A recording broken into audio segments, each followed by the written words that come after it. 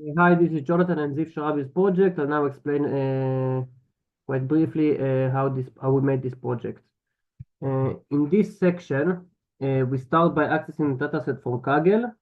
And since Kaggle requires an API key for authentication, I uploaded the Kaggle JSON file and I hid it there, but there's the output. In this part, after uploading the API key, we can configure the collab environment to use it. We create a hidden Kaggle directory, move the JSON file there, and set file permission to ensure the security. And this section, we unzip the dataset, and after that, in this section, to work with the dataset and build the model, we install several libraries: Torch Audio that handle deep learning and the audio process task, and other few stuff that are necessary. Here are other imports that we will use in this project: Pandas, NumPy, and Torch Audio that will help us load and pre-process audio files, and Torch utilizes data that provides tools for creating datasets and managing batches. In this function, create combined data frame, the dataset is organized into folders by train, validation, and test splits, with subfolders for fake and real. The streamline processing, I wrote a function to iterate through these folders. Extract audio file path and associate each file with its label. This data is stored in Pandas data frame, which makes it easier to manipulate and split into subsets for training and evaluation. So this is this part.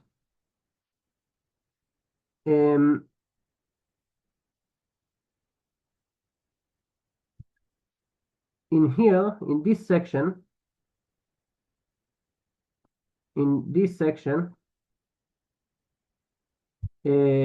using the unified data frame, I split the data into training, validation, and testing sets. This ensures that the model can learn effectively from the training set, while the validation and test sets remain unseen for unbiased evaluation. Displays class distribution. I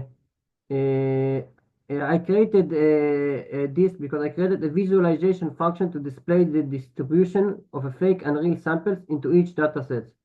A balanced class distribution is critical for preventing the model from favoring one class over the other. So here is this section. After that, we created a plot spectrogram, and we created that because the audio can be sometimes challenging to interpret in its raw waveform. So I visualize the spectrograms for better understanding. A spectrogram shows the intensity of the frequencies over time, revealing patterns that distinguish fake audio from real audio. And for example, audio might exhibit unusual or weird frequencies artifacts, which the model can learn to identify. So here is our example, and here is the real, and here is the fake one. After that, we created an audio dataset custom that handle audio pre-processing and data loading efficiently. We implemented the custom PyTorch dataset class. This class reads audio files, resamples them to a standard rate, and pads or truncates them to a fixed length. By centralizing pre-processing here, we ensure that all data fed into the model is consistent. So here is this part. The audio class, after we create the audio classifier, we designed the custom neural network tailored for an audio classification. It includes convolutional layers to extract temporal features, followed by fully connected layers for classification. We chose 1D convolutions because they are well suited for sequential data like audio. After that, we created the train and validate model. We implemented the training loop that iteratively updates the model's weights using the training data while evaluating performance on the validation set. During each epoch, from here, the model tracks metrics like loss and accuracy, allowing us to identify overfitting or underfitting and adjust hyperparameters accordingly. And here we print the epochs, each epochs, what it came out, train loss, validation, or validation accuracy. In the evaluate model, we evaluated the model on the test set to measure its generalization performance. Metrics like accuracy, precision, recall, and F1 score provide a comprehensive view of how well the model distinguishes fake from real audio in unseen data. So here is the function, and here is the confusion matrix, how our model did. So here is the predicted label, and here's the true label. So we did quite well, in my opinion. And here are the scores.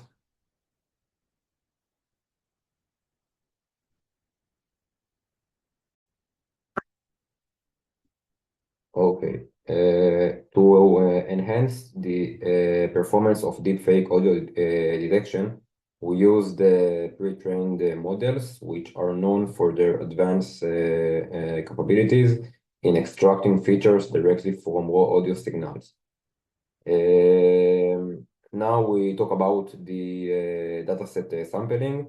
We began by reducing the dataset to 5% of its original size. These steps help to save computational resource while still maintaining a balance and representative sample of the data. Okay, model selection. We tested the three advanced pre-trained model designed for audio processing. One is Facebook, the second is Microsoft, and third is Superb. These models are highly effective at capturing complex patterns in audio data, making them well suited for deepfake detection. Now we talk about hyperparameters tuning. We performed hyperparameter tuning using a grid search. This process involved systematically trying different combination of parameters to find the optimal one. We define learning rates, optimizers, and the number of epochs. The validation of accuracy was used as the main metric to evaluate the effective of each combination. After testing various configuration, the Facebook model with the best hyperparameters give us the best configuration. Now, at this part, after identifying the best model and optimal hyper parameters, we train the Facebook model on 20% of the original training data set. This model's advanced architecture allowed us to extract meaningful features from the audio data effectively. After the training, we evaluate the model on a separate test set. We use the metrics like confusion metrics and classification reports to assess its performance. The results showed high accuracy, demonstrating the effective of the pre-trained model for detecting deepfake audio. Finally, we saved the trained model and its processor to Google Drive, making it easy to assess and reuse for future tasks.